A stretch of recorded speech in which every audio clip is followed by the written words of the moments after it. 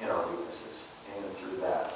And Paul says, God's given me this thorn in my side. We don't know what the thorn in Paul's side is. A lot of people conjecture, from Augustine to Aquinas to other people, Gregory and Nazianzus, what that thorn is. It could have been psychological struggle. It could have been depression. It could have been physical persecution, or just persecution in general. It could have been tiredness, fatigue. It could have been rejection of his own people, his own Jewish people, of him and his new way of life. But he said, I've given this thorn in the side so I might not become too elated, too proud, too self-righteous, too saying, I can do this. I can do this. I'm okay. I got money. I got help. I'm doing okay. Guess what? You're not doing okay. You need Jesus. And I need Jesus. And so we're given that thorn in the side. But it's beautiful because in and through that, the power of Christ can reach perfection in our lives. It's in and through that, and the admittance of that. And I just had a whole week of experiencing that from some truly good leaders that have touched thousands and thousands of kids' lives. And so Thursday night down, we had a lot of prayer and adoration, confessions. All the kids got to go to confession. A lot of fun, a lot of different things. But Thursday night we had an exercise, and the exercise that we had was called Chains Be Broken. We all can live in chains, in the tyranny of darkness.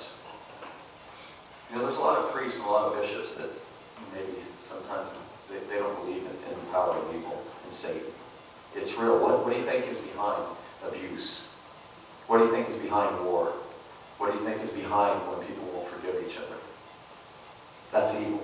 That's demons. And we need to be delivered from that. I was praying for one kid, and I knew that there was darkness and demons there, and I just prayed for deliverance.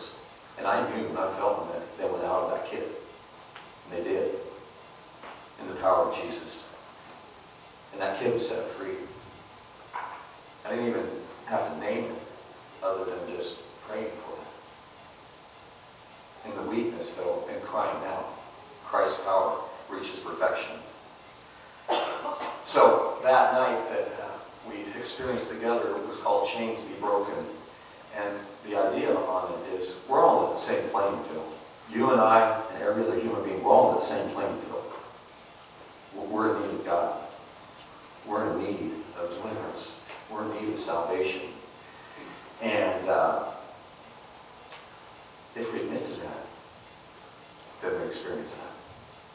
But I think so many times, God bless you, we're so far away from that in church and churches and church. But I really want to move us there. Again, we're going to be looking at moving there in the fall and Life in the Spirit seminar, just being able to get real with God. Because until you get real with God, you don't get real for you. He's real. But until, we really just open up our lives and say, you know what, it's more than just, an hour on Saturday night. And when we did that on Thursday night, what we did was there was a place for these kids. We had over 100 kids, and they could come up to the couch and they could share about their chains. They could share about their life. And you know what I did during that time? I just wept. Just so painful. And I know they're not alone. And I know that's not just them. I know that's you too. The first kid who got up there, I'm just going to share with you a few things what they shared. The first one got up there and shared about dad left the family when she was 2 years old. And at 13, 14 years old, mom got cancer. That's all she had. And she talked about how she used to wake up in the morning and run to her mom's room to see if she was still breathing. In your weakness, Jesus, power reaches perfection. And she was crying out.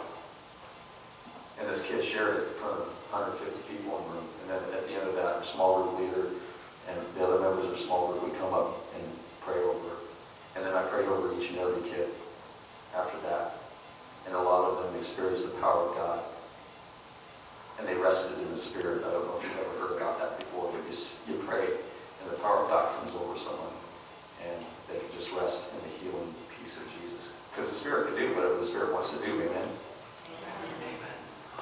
In our weakness, the power of Christ reaches perfection. Another kid shared how he'd been bullied by everybody in school. And when it was time one day for someone had to sit by him because there was an open seat, the whole class said, "No, we don't want to be by him. He's stupid. He's no good." So he went home that day, and it was a Thursday, and didn't feel like living much more. Went to his room and just shut the door and thought about that the whole weekend, and didn't leave his room until Sunday night. And just the horror of that loneliness and being bullied. And it's in our weakness that the power of Christ reaches perfection.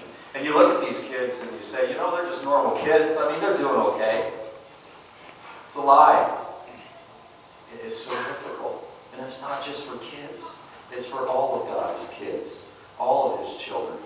If we but be authentic. Another girl shared about how she lost her dad. This is just like all these things, just so heart-wrenching. She said, "I know I have my Father in heaven. I know this and that.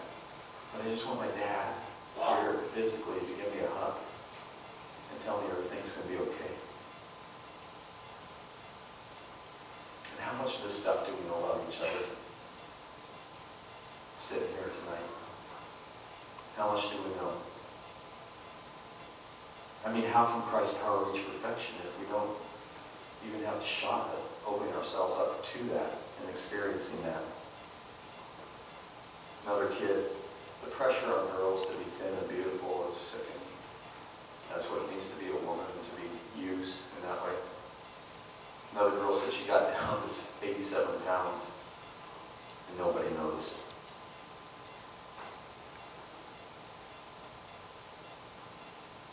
The power of Christ reaches perfection in our weakness.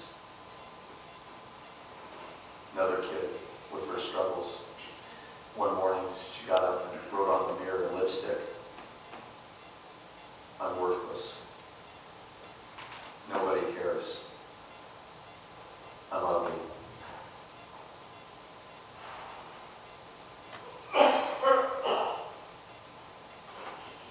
Do we have any idea about how prevalent the spirit of suicide is in our world?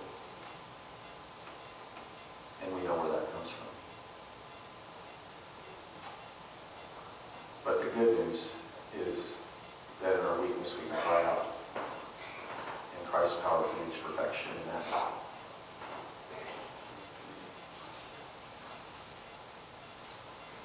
Chains be broken.